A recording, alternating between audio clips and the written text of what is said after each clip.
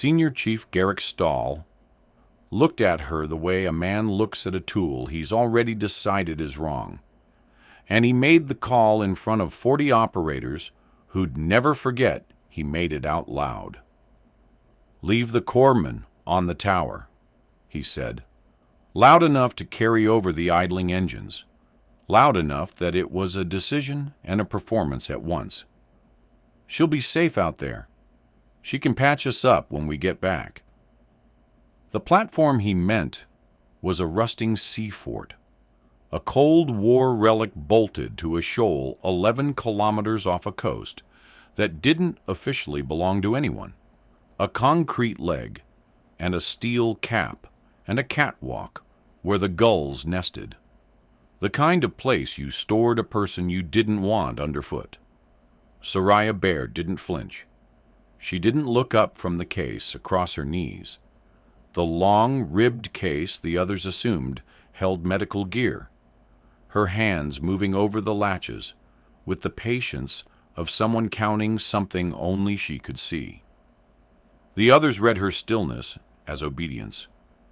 It wasn't obedience, it was arithmetic.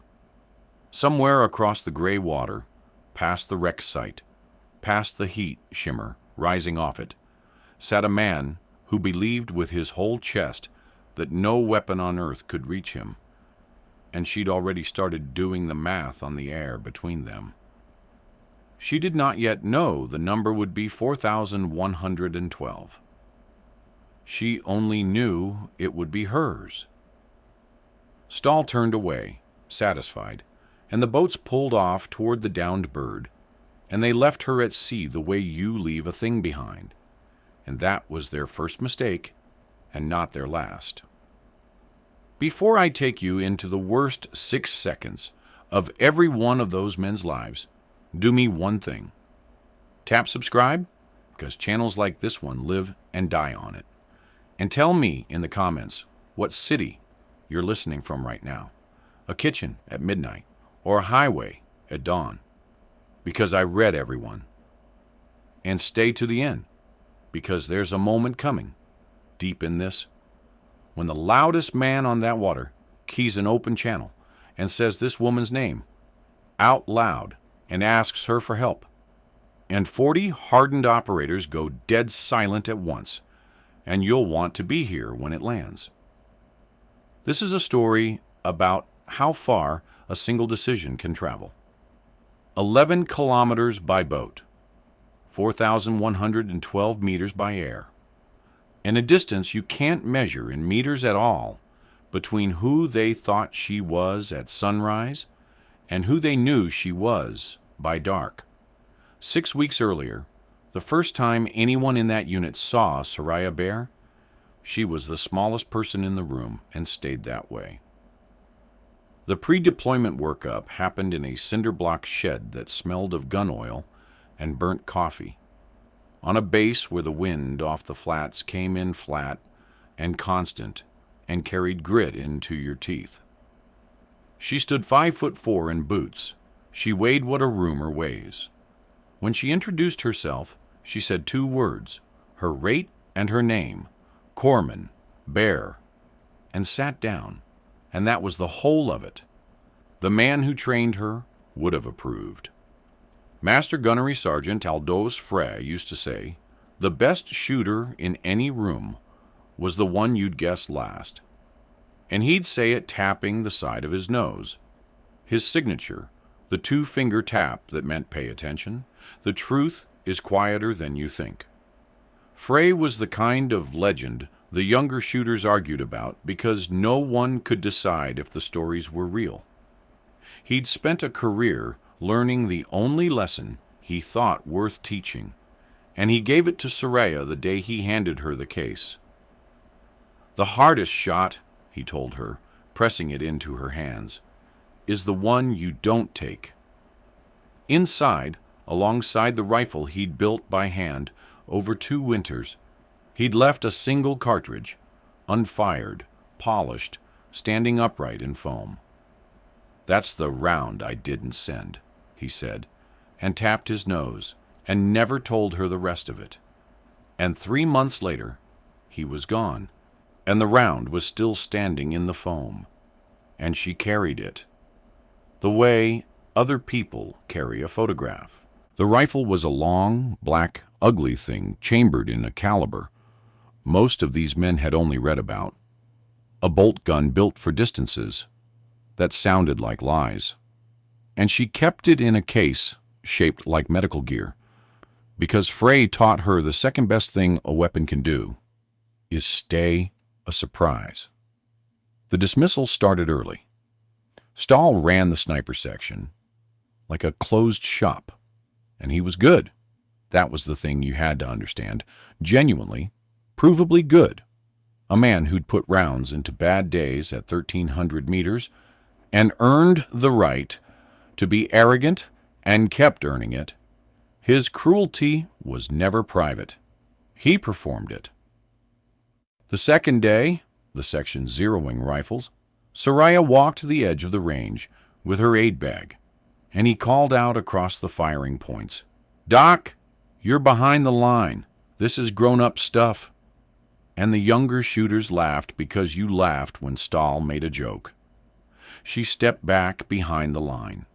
She said nothing, but her eyes did the thing they did, flattening and going level as they tracked downrange, reading the flags, reading the mirage boiling off the dirt, and a young coxswain named Kamal Doss, there to ferry brass and water, saw her lips move and her chin tip a quarter-inch into the crosswind and thought, without any idea what he was looking at, that she was doing something none of the loud men were.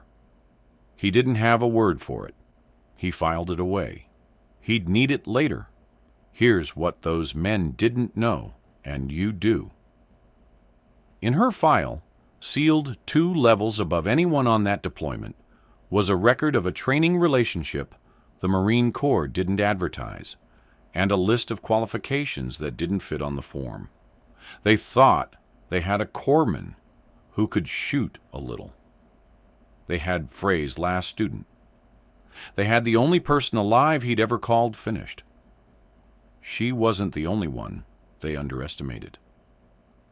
Tamsin Rowe was 24, an intelligence specialist with a drone controller surgically attached to her hands, and she talked the way the rest of them didn't, fast and bright and curious, asking the questions everyone else was too proud to ask. On the third day, Stahl waved off her threat brief in front of the room. "We don't need the laptop kid telling us where the bad guys are," he said. "We find them with our eyes."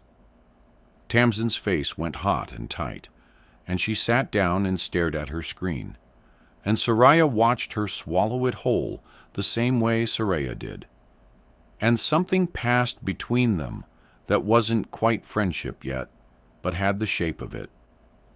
That night, Tamsin found her on the seawall behind the barracks, the two of them alone with the dark water.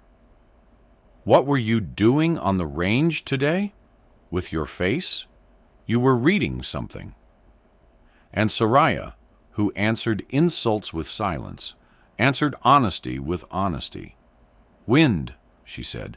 3 flags, all telling different stories. Tamsin blinked. "Which one do you believe?" And Soraya almost smiled. "The one closest to the target. It's the only one whose lie still matters by the time the round gets there." Tamsin laughed, delighted. The first warm sound either had made in days. And from then on, they were a unit of 2 inside a unit that didn't see either of them. And that, more than any rifle, was the thing that would save lives. The crisis came the way real crises always come. Sideways and too fast, and in the middle of something ordinary. 9th day on the water, late afternoon, the light going long and brass-colored, most of the team eating cold rations on the patrol ship's fantail. When the radio, in the operations space, made a sound nobody wanted to hear. A flat, urgent tone, and then a controller's voice gone tight.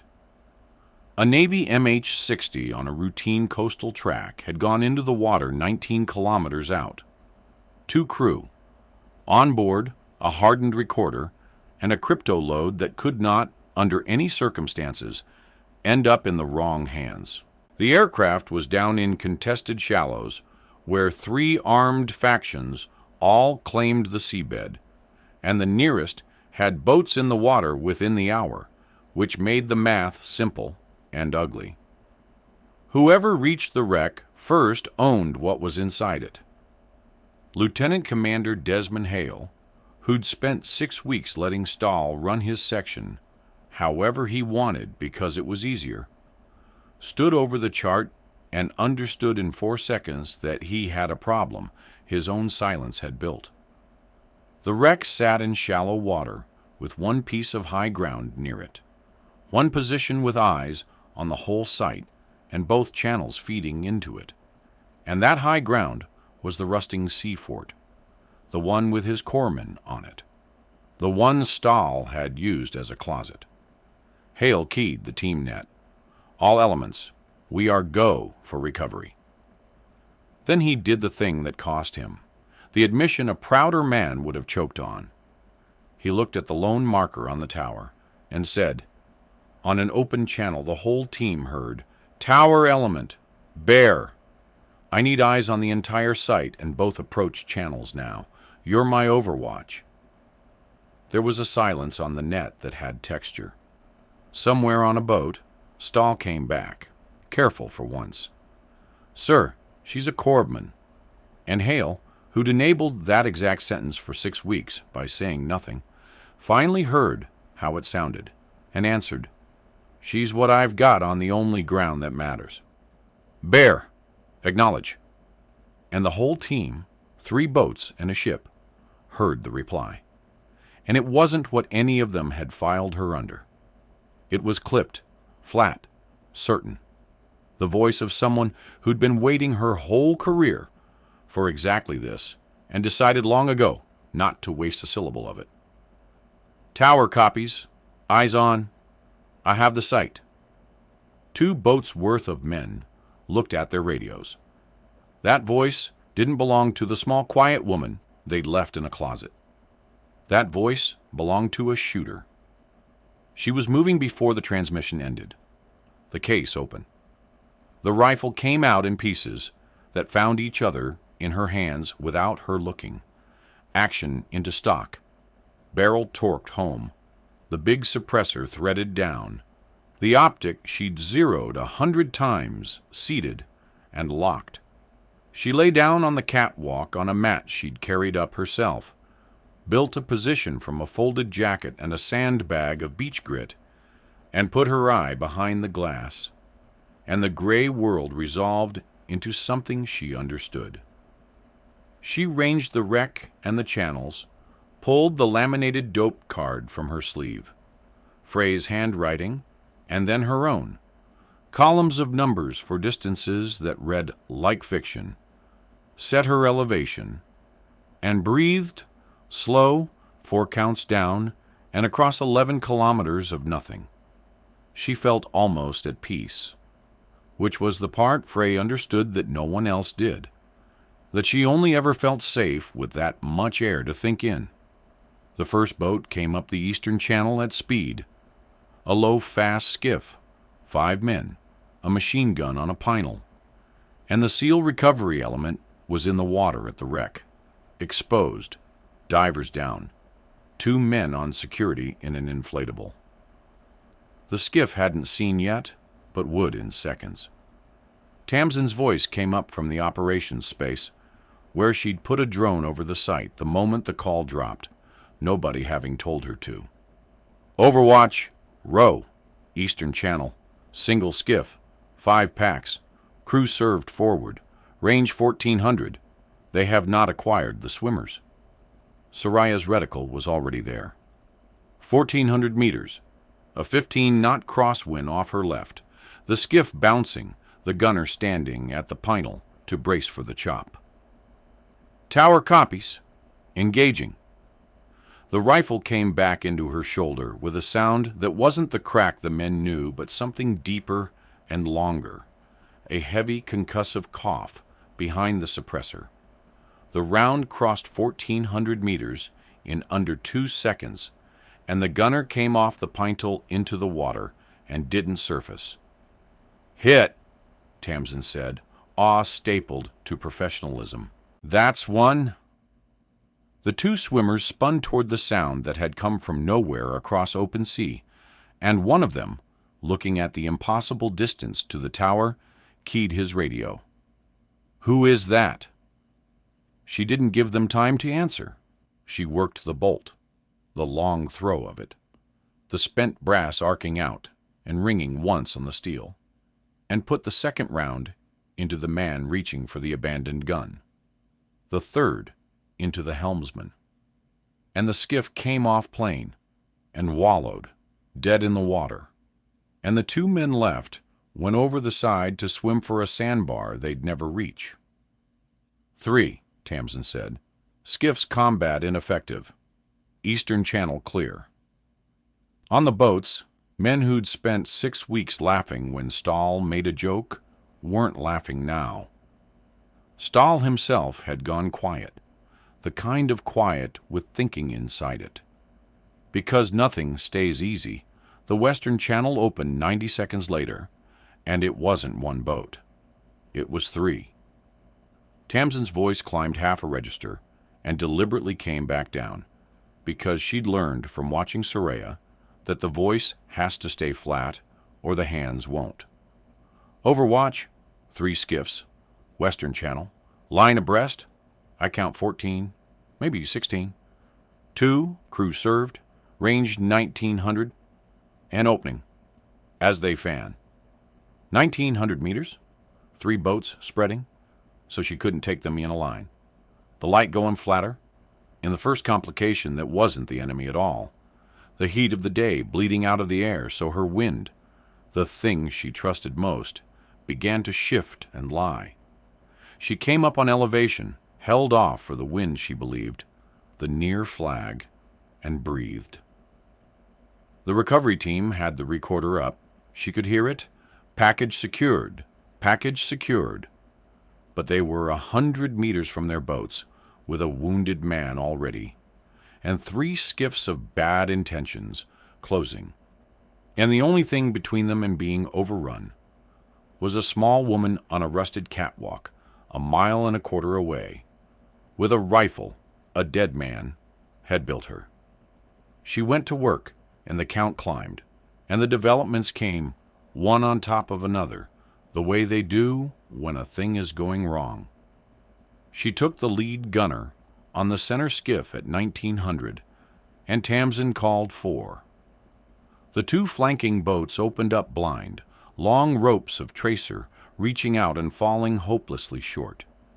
And she ignored them because a round that can't reach you is just light, and took the gunner off the left skiff. 5. And then the boats got smart and stopped standing up to shoot. And that was the first time the day got harder. Her targets now ducking, a head and a shoulder for half a second behind a gunwale. She started shooting the boats themselves, low at the waterline where the fuel lived, and the center skiff began to settle. 6, 7. Tamsin's tally had become a metronome under the chaos, a number the whole team was listening to, whether they admitted it or not, climbing every time that deep cough rolled across the water. By the time the western element broke and ran, she was at 11, and the recovery team was loading their boats, and for about 40 seconds, it looked like it was over. And then it got personal. The danger, when it came for her, came the way Frey always warned it would, from the direction you stopped watching. A 4th skiff had peeled off early and run wide and low along the shoal, out of the drone's arc, and came up on the tower's blind side, on her, and the first she knew of it was the sound, a different sound entirely, the flat hammering of a heavy machine gun, chewing into concrete and steel below her, the rounds walking up the leg toward the catwalk. She felt the platform ring through her chest. Grit and concrete dust sprayed her face, and a hot line opened across her left forearm where a fragment found her. A bright, clean pain she registered and filed and set aside. She didn't panic. Panic was a thing her body did that she'd trained to overrule. She rolled left, off the mat, behind the steel housing of an old searchlight, and the rounds followed and sparked off it and screamed into the sky. And for 3 full seconds she was pinned and blind. The count stopped. Tamsin's voice cracked through the net, real fear in it now, the first the team had heard. Overwatch, skiff on your southern leg. Danger close. They're right under you. The drone can't get the angle. Soraya pressed her back against the steel and breathed and did the only thing there was to do, which was think. The gun was firing up at a steep angle, almost vertical, which meant it couldn't elevate past a point, which meant a cone of dead space directly below her.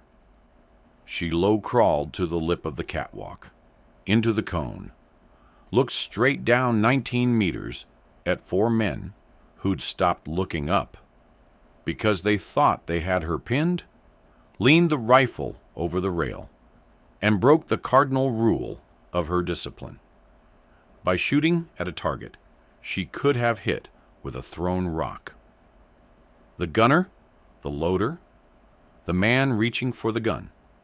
The helmsman gunned it and tried to run, and she let the boat reach 200 meters before she stopped it at the waterline, because Frey taught her a fleeing enemy who can still fight isn't fleeing, he's repositioning. 15, Tamsin breathed, and then, off the net, hand over her mouth, 15. Soraya looked at the blood, running warm to her fingers, flexed the hand, found it worked, tore a strip off her sleeve with her teeth, and bound it one-handed, without taking her eye off the water, because she was a corpsman too, and the same hands did both jobs. The first operation should have ended there, and for a held breath it seemed to. The channel's gone quiet, the recovery boats clearing the shoal with the package. Hale's voice steady again. Good work, all elements exfil. And that was when Frey's voice arrived in her head. Not a metaphor, not memory dressed up pretty, just the plain flat thing he used to say, standing behind her on the line. It isn't over until the people you came for are home. She didn't relax, and the net, gone warm with relief, went cold again. When a recovery boat called in a casualty, a young operator hit in the second skiff's blind burst, serious, calling for the corpsman, and there was a terrible little silence, while everyone remembered the corpsman was on the tower a mile away. But the boats were coming her way to consolidate, and they brought him to her. And this is the part I need you to slow down for, because it's the reason the rest of it matters. They handed him up the ladder on a litter, a kid of 22, named Cody Brandt, and his blood was bright, and there was too much of it. A round through the meat of the thigh and another clipped high on the side, and his face had gone the gray-white of a boy whose body was deciding whether to stay. Soraya was already someone else by the time they laid him down, the rifle forgotten behind her, her bloody hands doing the other thing they knew, cutting cloth, packing the wound, finding the bleeder, talking the whole time in a low, steady current. Cody grabbed her wrist with a grip that had no strength in it, and looked up with enormous eyes and asked the question, the one they all ask, "Am I dying, Doc? Am I dying?" And she stopped for exactly 1 second and put her face close to his and let him see her eyes, level, certain, and gave him the only answer Frey ever allowed, a promise delivered as a fact. "No, not today. Not on my watch." His grip tightened. "I've got a brother," he said, the words coming loose and fast, the way they do when a person is trying to leave something behind in case. "We're going to open a dive shop. When I get back, we got the lease." And Soraya, keeping the pressure, keeping her voice in that flat, warm channel, said, "Then you've got paperwork. You don't get to skip paperwork." And something in the boy laughed, a wet, broken sound, and the laughing kept him breathing. And she kept her thumb on the artery, and her eyes on his color, and brought him back from the edge, one steady minute at a time. The same hands that had killed 15 men that hour, now coaxing one boy into staying alive. And when the color came back into his lips, she let herself, for the first time all day, one slow breath that was just for her. "Stay with me, Cody. We've got a long way to go yet." She didn't know how true that was. They got him stabilized, and the boats rafted up to the tower's leg. And the team finally looked at the woman on the catwalk, the small corpsman with a dead man's rifle and another man's blood to her elbows. And not one of them said a word, because there were no words yet that fit. And while they were finding none, the second operation arrived, the way every true disaster does, after everyone has decided the danger has passed.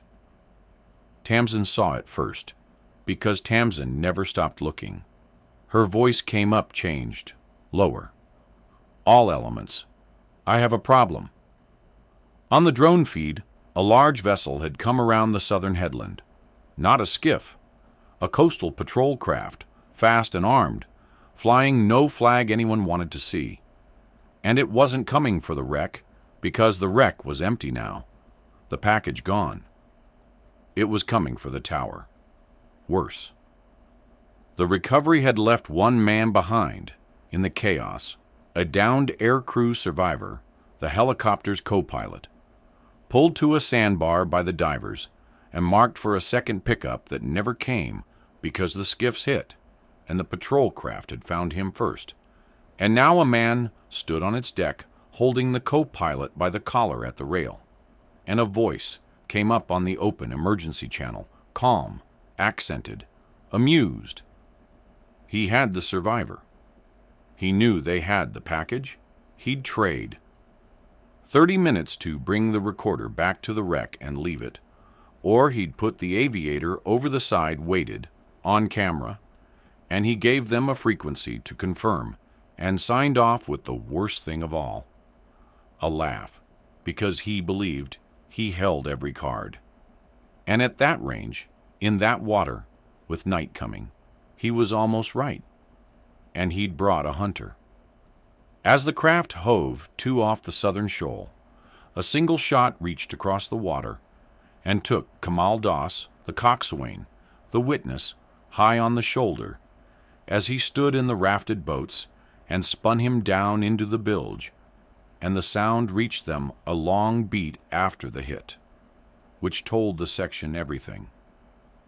There was a marksman on that craft, a real one, a counter-sniper firing from beyond 800 meters and finding shoulders in failing light, and now the whole team was pinned against the tower's leg, unable to move without offering targets.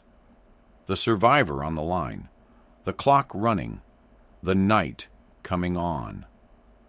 Stahl himself put glass on the craft and couldn't pick the shooter out, a man who'd been finding hidden shooters for 15 years.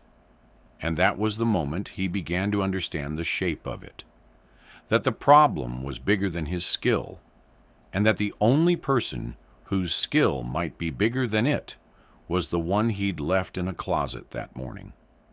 The hunt for the rival turned on the thing nobody had valued. Soraya couldn't see him either, not in that light, but she didn't need to. She needed to understand him.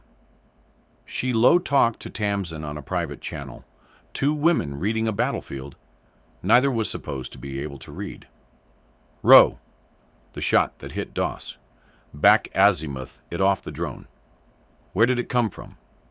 And Tamsin, who had the geometry and the drone's God's eye view, worked it in seconds. The bow, the forward deck. But there's nothing there. The deck's clear on thermal. And Soraya said the thing that won the second operation. Look at the water beside the hull. Off the bow. He's not on the deck. He's in the water shadow. Because she knew what she'd do. A smart shooter, wanting an impossible angle off a moving vessel. You got low, off the hot metal deck that bloomed white on thermal, down to the dark waterline where the hull's shadow swallowed your heat, and you waited. Tamsin pushed the drone lower and tilted the thermal, and there, in the seam of shadow against the hull, was the faint, warm smudge of a man lying prone at the waterline, invisible to anyone watching the deck, exactly where Soraya said he'd be. I have him, Tamsin breathed. God, exactly where you said. It was the Allies' shot as much as the shooters, the kill that opened the door, made of nothing but two underestimated women outthinking a man who'd hunted better-equipped people for a living. Soraya ranged the smudge at 2200, held for the wind she'd stopped trusting, and started calculating, and sent one heavy round into the shadow, and the warm smudge stopped being warm. The rival, the worthy one, the one who'd have killed them all in the dark, one shoulder at a time, was gone before he ever knew she'd seen the dark he was hiding in. That left the man at the rail, and the survivor, and the clock, and the impossible thing, and Stahl, and here is the moment I promised you.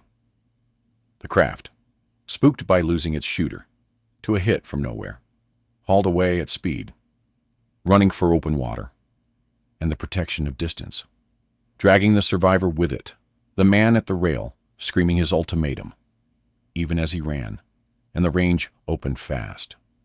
2,000, 3,000, getting smaller, getting safer. The man growing more certain with every meter that he'd won, that he was beyond the reach of anything they had. And he was. Beyond the reach of anything they had except one rifle, and one woman, and only one person on that water could put her in the fight. And it was the man who'd spent 6 weeks pretending she didn't exist. Stahl lay against the cold, concrete leg, with his own rifle useless in his hands, watching a vessel carry a Navy aviator out of every range he believed in, and he had to choose between his pride and a man's life. And you could hear in the long silence on the net exactly how much it cost him, because it was the longest silence of the day. Then he keyed the radio, and his voice, loud for 6 weeks, came out quiet and stripped and almost unrecognizable, each word visibly costing him something. Tower, he said, and stopped. Bear. Another silence. 40 operators heard a senior chief say a corpsman's name, like it was the only name left. I can't reach him. Nobody can reach him. A breath. I need you to take the shot. And then he said the number, because she'd need it, and saying it out loud was an admission of how impossible the thing he was asking for was. Range to the vessel is 4,112 meters. On every boat, every man who heard it stopped breathing, because they knew what that number meant, that no one had ever made that shot, that it was a campfire story, and they all turned toward the rusted tower a mile away where a small woman lay alone and waited. And on the tower, Soraya Bear heard the number and felt something go very still and very clear inside her, the stillness Frey had spent 2 years building into her bones. And she said 2 words back across the open channel.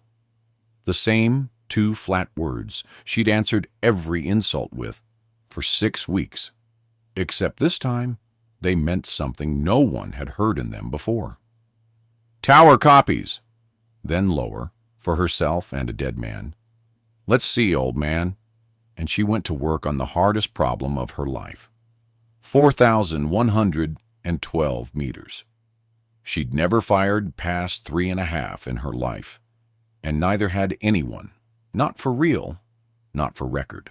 She pulled Frey's card and her own, and they ran out of numbers 1,000 meters short of where she needed them, which meant the last 1,000 were hers alone, hers and the math he'd taught her to do in her head when the card ran dry.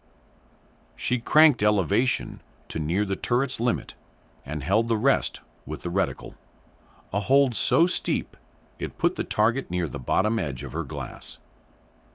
She built the wind in layers, not one wind but 4. The near wind off her flag, the mid-water wind Tamsin read off the drone's drift, the far wind ghosting off the headland, the bloom of heat off the cooling sea, and stacked them like stones in a river, and factored the spin of the earth itself. The slow Coriolis drift that means nothing at any normal range, and everything at this one.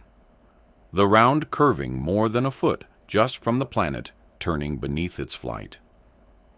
She factored the vessel's speed and bearing, leading it not by feet, but by the better part of 100 meters, putting her around where the boat would carry the man in the long seconds the bullet would be in the air. At 4,000 meters, the round would be in flight more than 6 seconds. 6 seconds she could do nothing in, change nothing, take nothing back, in which the boat could turn, the wind could shift, the man could move. 6 seconds of committed prophecy. She got her natural point of aim, loaded the bipod, put the last warmth of her breath out slow, 4 counts down, and let the pause come, the still place between heartbeats. Frey called the only church he believed in, and Tamsin's voice came once, soft, "Send it when you're ready, Soraya," dropping the call signs, just a name, just a friend.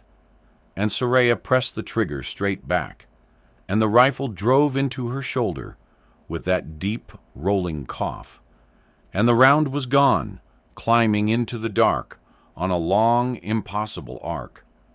And there was nothing to do now but wait and pray to a God made of wind. Hold the breath with me, because they held it too.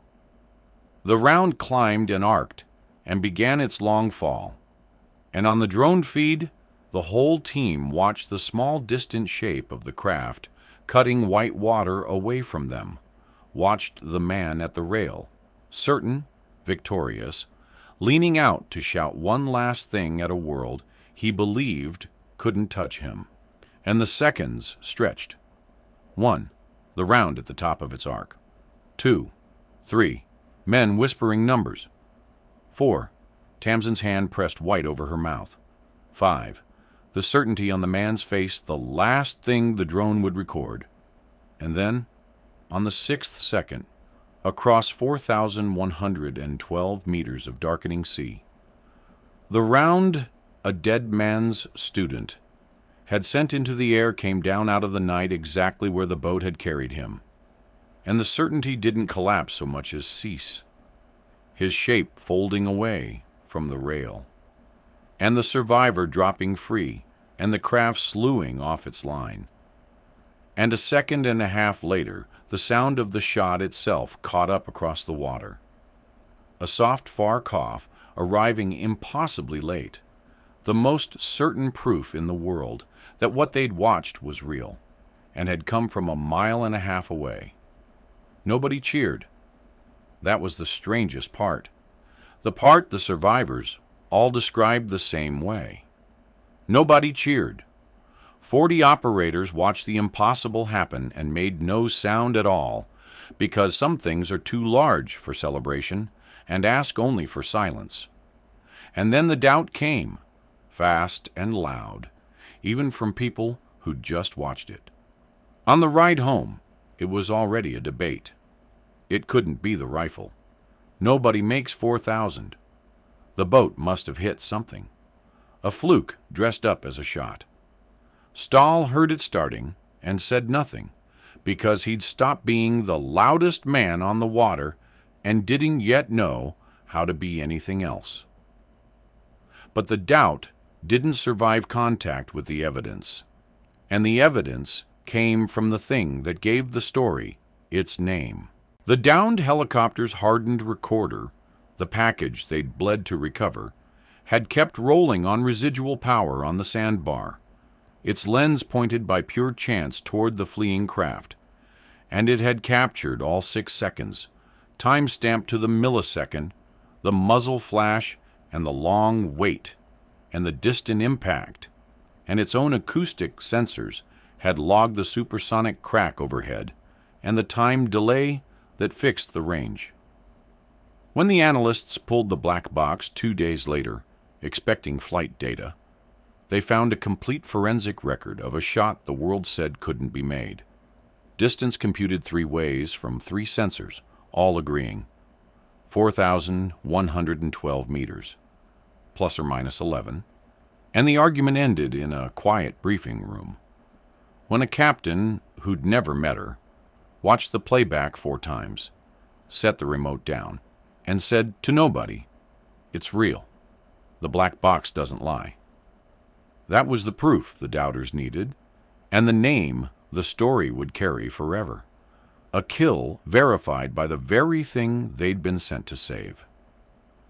There was one more thing she did out there before the boats took her home, and it was the thing Frey would have been proudest of, and it's the reason the unfired round still stands in the foam. When the craft slewed dead in the water, with its commander gone, a last man came up onto the deck, the second in command, young, with a weapon, and he clearly knew he was outranged, and that the woman on the tower could end him whenever she chose. Tamsin had the drone on him. He's still armed, looking right at the tower. You've got him. And Soraya put her reticle on his chest at 4,000 meters and held it there, her finger along the trigger, the math already done. And then she watched him slowly, deliberately, set his rifle on the deck and raise his empty hands toward a sky he couldn't see her in, surrendering to a ghost 1.5 miles away. And Soraya Bear took her finger off the trigger. "The hardest shot," Frey said in her head, "is the one you don't take." She lifted her cheek off the stock. "Stand down," she told Tamsin. "He's done."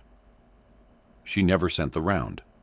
And in the case beside her, in the foam, a polished cartridge stood upright, the one Frey didn't send, and now she understood the whole of what he'd never told her, that the round you keep is heavier than any round you fire, that the discipline isn't in the shooting, it's in the stopping, and she put her face back against the cold steel and let the night come, and felt him there with her, finished, the way he'd said she was. She keyed the radio one last time, flat and clinical, the way you close out a job. "Tower, all targets neutralized. Survivor is free. Scene is secure. Bear out." Then she safed the rifle and broke it down into the case it had come up in, laid the unfired round back in its foam, and sat a while in the dark with her wounded arm and the gulls and the long black water, 11 kilometers from anyone, exactly where they'd left her. And for the first time all day, there was nothing left to calculate.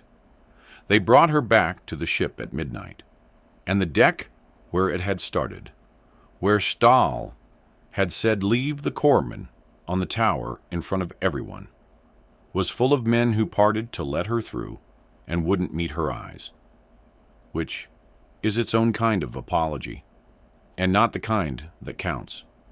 The kind that counts came later, on the fantail, in the gray hour before dawn, from Stahl, and it cost him every ounce of the pride he'd spent a career building. He found her alone by the rail. He was not a man who'd ever had to do this, and his body didn't know how. His shoulders wrong, his hands restless, his voice, when it came, small and cracked and starting over twice before it found the words. "I have to," he said, and stopped, and started again. "There's no version of this where I—" He stopped again. His jaw worked. The man who'd been loud for 6 weeks stood there physically struggling to push the words past whatever they had to push past. And that struggle was the realest thing he'd done all deployment. "I looked at you," he said finally, "and I saw small. I saw a corpsman. I decided what you were in 2 seconds and made everybody else decide it too. Because I could. Because that's what I do. I decide what people are. And I was wrong. And being wrong almost got men killed. And you fixed the thing I broke from 1.5 miles away while I lay in the rocks with nothing." He made himself look at her. "I'm sorry. Not for losing. For the 6 weeks. For all of it." It was raw and halting and public. 3 other men in earshot. And he didn't try to make it smaller or wrap it in a joke. And Soraya looked at him a long moment with her level eyes and gave him the same 2 words she'd given the whole world all day, except this time they meant the only thing 2 words have ever meant: mercy. "Heard you," she said. And that was all, and it was enough. And Stahl nodded and looked at the water and let out a breath he'd been holding for 6 weeks. Hale's reckoning was its own separate thing, and it wasn't an apology. Because what Hale owed wasn't an apology. It was an accounting. He called the section together at first light, the whole unit on the deck, and you could see the struggle before he spoke. The long pause of a man deciding to say the true thing instead of the convenient one. His hands flat on the rail, his eyes going face to face. "I let it happen," he said at last. "I watched a man decide she was nothing, and I said nothing, because saying nothing was easier, and because she wasn't my problem to defend. Silence from the top is permission.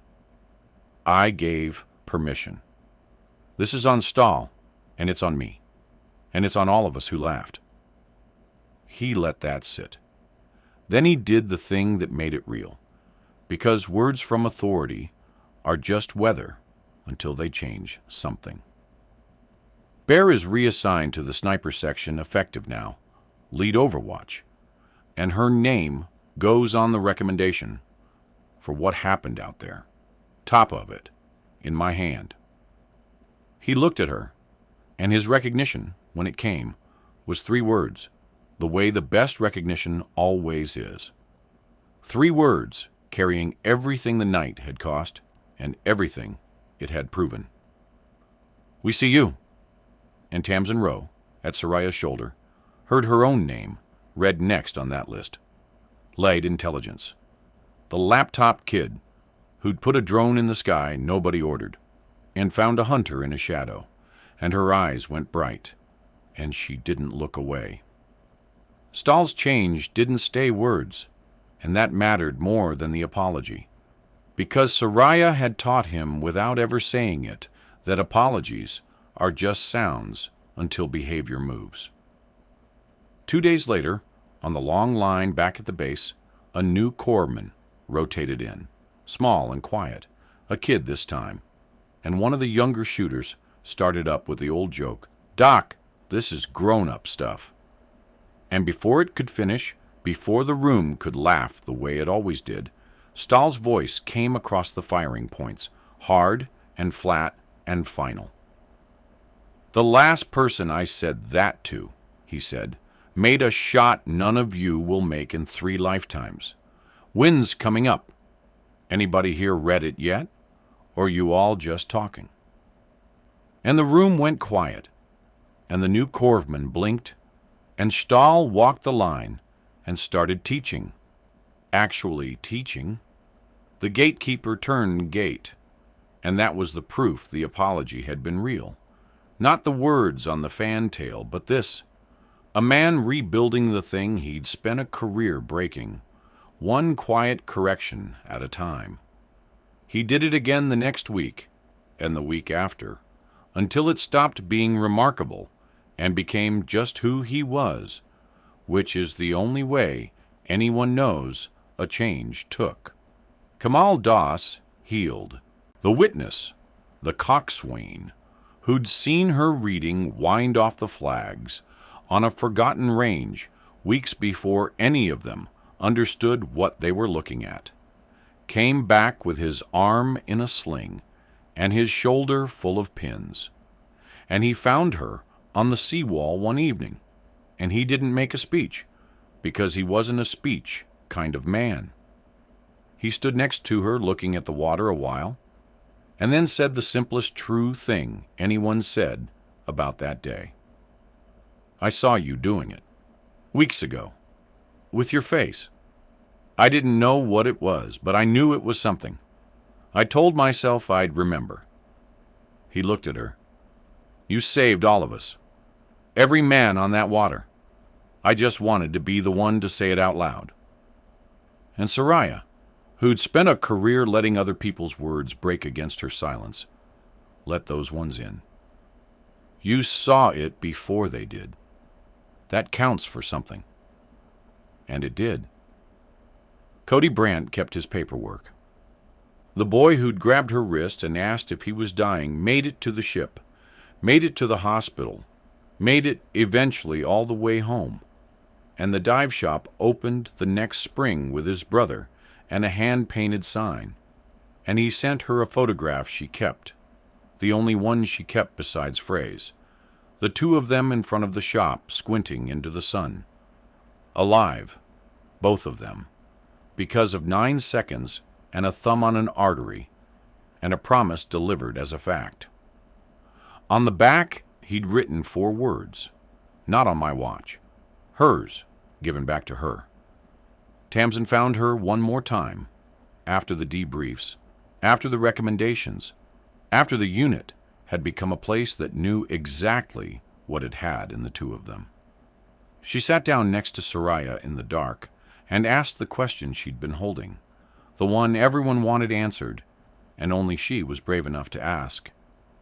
"When you took your finger off the trigger, the last guy, you had him. Why didn't you?" And Soraya was quiet a long time, long enough that Tamsin thought she wouldn't answer, and then she said the thing Frey had spent 2 years and 1 unfired round teaching her, plain, in her own voice. Anybody can pull a trigger when they're scared. The skill was never the shooting. The skill is knowing the one time not to. He'd already lost. Killing him wouldn't have made me better at my job. It would have just made me worse at being a person. She looked at the water. Frey used to say, "The hardest shot is the one you don't take." I never understood it until last night. And the two of them sat with that, the only warm private moment Soraya allowed herself in the whole telling. 2 underestimated women on a seawall who'd together done a thing the loud men would tell stories about for the rest of their lives. The count, when they tallied it formally, came to 28. 28 across 2 operations, 15 in the first and 13 in the second. Every one of them logged.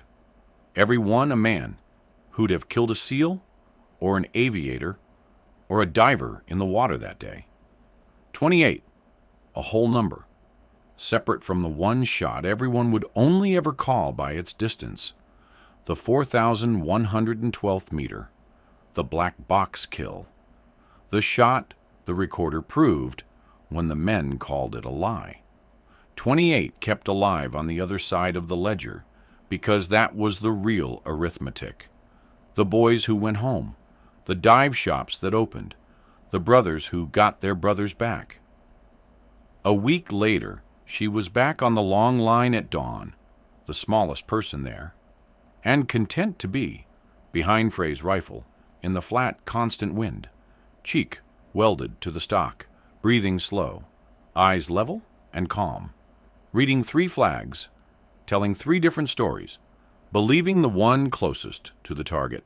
Stahl walked the line and stopped behind her, not to correct her, just to watch, the way you watch weather you respect. Far down the line, 1,100 meters out, a steel plate waited in the heat shimmer, and beyond it, in some other water and some other country, a man who'd once been certain he was beyond the reach of anything had learned in the last second of his certainty that he wasn't. And his confidence had collapsed the way the morning fog was collapsing now off the flats, burning away to nothing in the rising light. Soraya Bear let her breath out slow, 4 counts down, into the still place between heartbeats. And somewhere in her kit, a single round stood unfired in the foam, and she didn't need it today. And she sent the round she did need down 1,100 meters of bright morning air, and the plate rang true and clear across the quiet range, and she worked the bolt, and reset, and breathed, and waited for the wind to tell her the truth, the way it always, eventually, does.